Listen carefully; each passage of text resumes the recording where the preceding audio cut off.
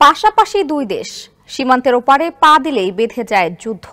তাই শত্রুকে মোকাবিলায় খেয়ে না খেয়ে পরমাণু অস্ত্র বানিয়েছে দেশ দুটি। এবার পরমাণু শক্তিধর সেই দুই প্রতিবেশী দেশ ভারত পাকিস্তান জড়িয়েছে বড় সংঘাতে। বুধবার ভোররাতে ভারতের বিমান, সেনা ও নৌবাহিনীর চালানো যৌথ হামলায় কেঁপে ওঠে পাকিস্তান।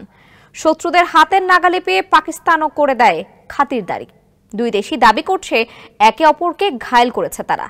কিন্তু ভারত পাকিস্তানের মধ্যে এমনই একটি সংঘাত পরমাণু যুদ্ধে মোড় নিতে পারে তা ৫ বছর আগে আঁচ করেছিলেন বিশ্লেষকরা।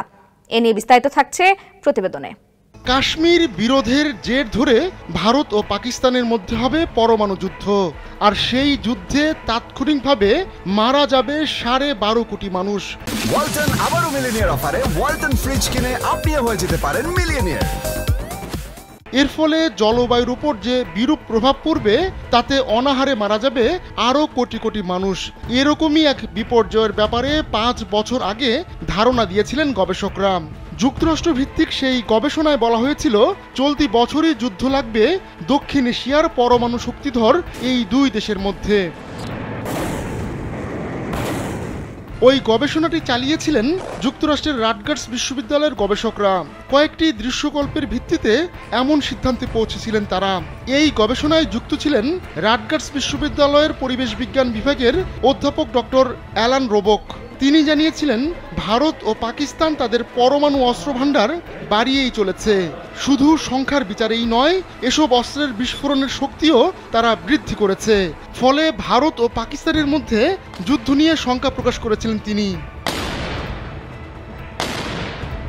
অবশ্য এমন ভবিষ্যৎবাণীর পর খুব বেশি দিন অপেক্ষা করতে হয়নি অধ্যাপক রোবককে।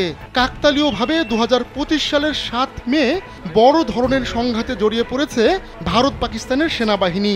যদিও ভারতীয় সেনাবাহিনীর একজন সাবেক কর্মকর্তা ও নিরাপত্তা বিশ্লেষক মেজর জেনারেল দীপঙ্কর ব্যানার্জি ওই গবেষণা কল্পনাপ্রসূত বলে উড়িয়ে দিয়েছিলেন। তবে তিনি স্বীকার করে বলেছিলেন 25 সালে না হলেও যে কোনো সময় এই দুই দেশের মধ্যে যুদ্ধ হতে পারে। এই অঞ্চল যুদ্ধের হটবেডের মতো।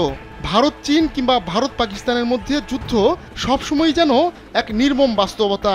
কিন্তু গবেষকরা তাদের ভবিষ্যৎবাণীর জন্য ভারত পাকিস্তানকে বেছে নিয়েছেন, কারণ কাশ্মীরকে কেন্দ্র করে দেশ দুটির মধ্যে অব্যাহত বিরোধ চলছেই। সামরিক যুদ্ধে জড়ানোর ইতিহাসও রয়েছে তাদের মধ্যে। পাকিস্তানের পরমাণু বিজ্ঞানী ডক্টর পারভেজ হুডভাইও বলেছিলেন, অন্যান্য কারণ থাকলেও কাশ্মীরই হবে দুই দেশের মধ্যে যুদ্ধের প্রধান কারণ। বিশ্বে মোট 9টি দেশের হাতে রয়েছে পারমাণবিক অস্ত্র। প্রথমে যুক্তরাষ্ট্র এই অস্ত্র তৈরি করে, তারপর সেই তালিকায় যুক্ত হয় আজকের রাশিয়া। যুক্তরাজ্য, ফ্রান্স, চীনেরও পরমাণু অস্ত্র রয়েছে। কাকতালীয় হলেও এই 5 দেশ জাতিসংঘের নিরাপত্তা পরিষদের সদস্য।